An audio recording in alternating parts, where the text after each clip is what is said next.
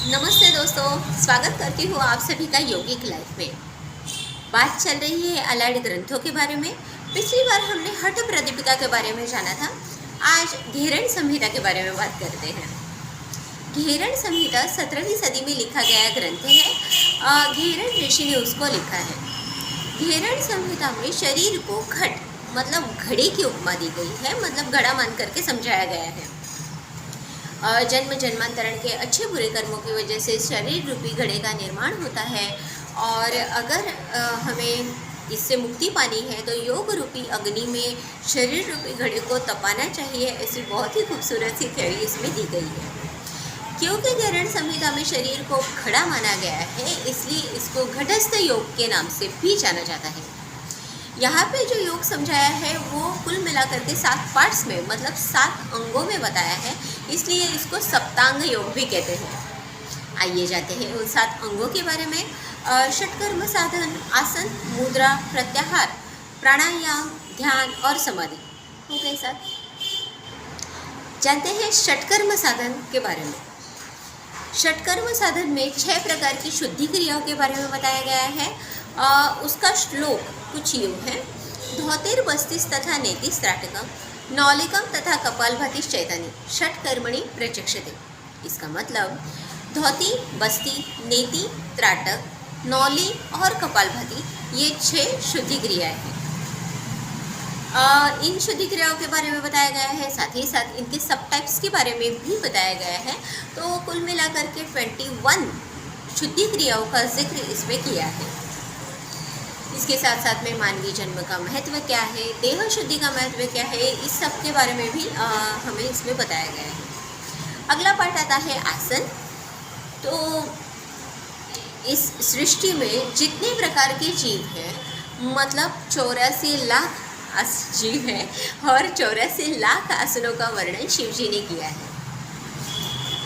तो उन 84 लाख में से 84 आसन इम्पोर्टेंट है, और उनमें से भी केवल 32 आसनों का वर्णन घेरण संहिता में किया गया है।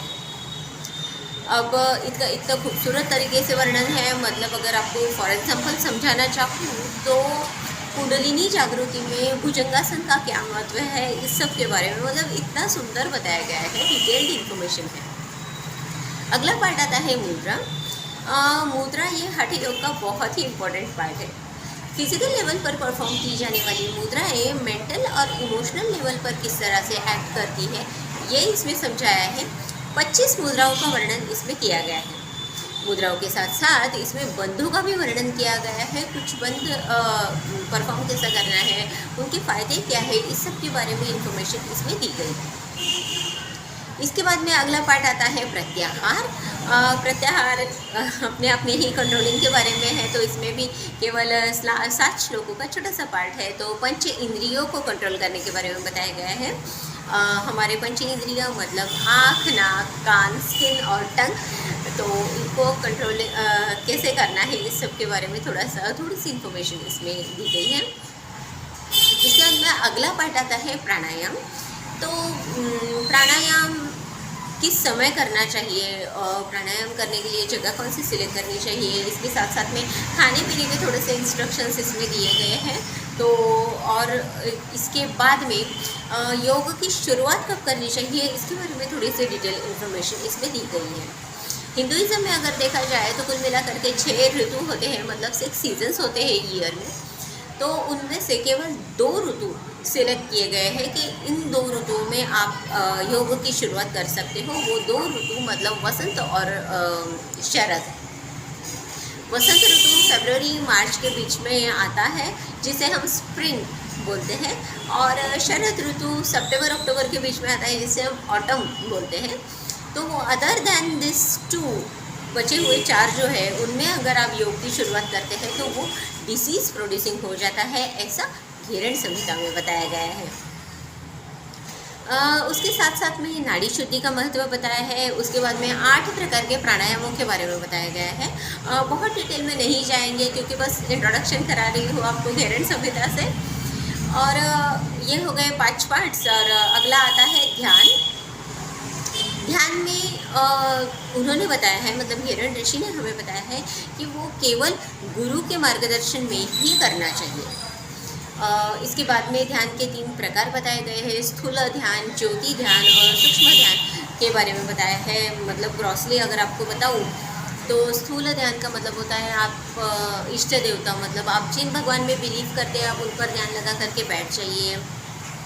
उसके बाद में आता है ज्योति ध्यान, तो मूलाधार चक्र की जगह पे जो ज्योति होती है उस पर आपको ध्यान लगा करके बैठना है। उसके बाद में सूक्ष्म ध्यान आता है जिसमें आप शांभवी मुद्रा लगाइए और वैसे ही सूक्ष्म ध्यान कीजिए है। बहुत डिटेल और बहुत सी सुंदर इन्फॉर्मेशन इसमें दी गई है।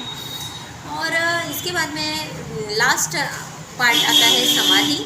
तो समाधि केवल और केवल गुरु की कृपा से ही प्राप्त होती है, ऐसा ऋषि हमें बताते हैं। गुरु की कृपा के बिना समाधि की प्राप्ति नहीं होती है। इसके साथ साथ में 6 प्रकार की समाधियों का वर्णन इस पार्ट में किया गया है। एक बार अगर योगी, मतलब जो कोई परफॉर्मर है, वो समाधि को प्राप्त हो जाता है तो उसके बाद में उसका पुनर्जन्म नहीं होता है, ऐसा इसमें बताया गया है। ऑल एंड ऑल अद्वैत वेदांत की थ्योरी और इनकी थ्योरी बहुत ही सिमिलर है। तो ये सब था घेरण संहिता के बारे में। आशा करती हूँ आज की इन्फॉर्मेशन आपको अच्छी लगी होगी। अगर इसके बारे में और डिटेल इन्फॉर्मेशन चाहिए तो आप मुझे कमेंट्स में लिख करके भेजिएगा ज़रूर। तो आज के लिए बस इतना ही, मिलती हूँ आपसे नेक्स्ट वीडियो में। तब तक के लिए be happy, keep smiling, take care and